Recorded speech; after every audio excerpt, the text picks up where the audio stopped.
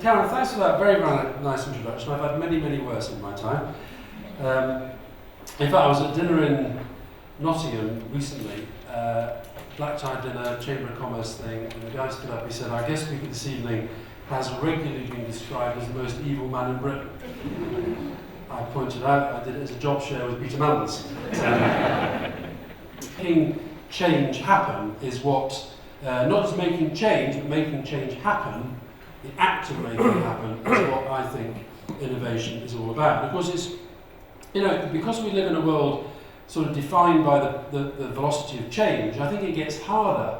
It gets easier once you've got the ideas and the support and the team around you, but I think actually the context is a lot harder for all sorts of reasons. I think the whole kind of, what I call the sort of merging of public-private, the idea that you used to have kind of public sector values and private sector standards, and now people expect the best of the private sector standards from the public sector, they expect the best of the public sector values in the private sector, and that's all made life quite difficult. I think the internet, which has been a fantastic innovation in lots and lots of different ways, it's also made it, I think, a lot harder for organisations really to kind of get out there and make change, because they've got all these pressures on them coming from outside. The whole concept of stakeholders is completely different now. Anybody can be a stakeholder in any organisation simply by getting out there and, if you like, acting as a kind of provocateur and getting into an organisation and sometimes obstructing change that you're trying to make happen. And of course, the other thing, I promise I won't go on about the media too much today, but they make life quite difficult at times as well.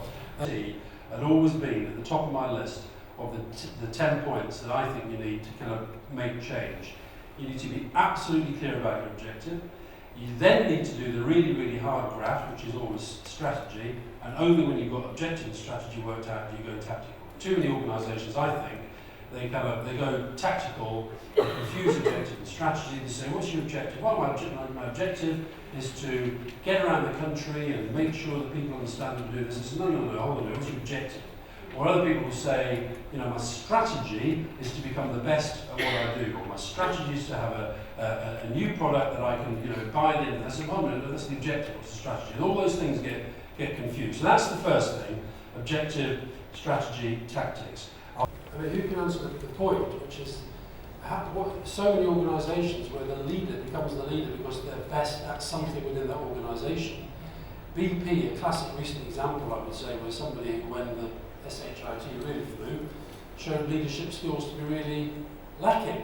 Technically brilliant, becomes the leader at a time of crisis, can't do it. So who on the panel actually wants to address the point about how do you deal with that? The culture where in so many organisations the leader becomes the best at what that company does as opposed to the best leader.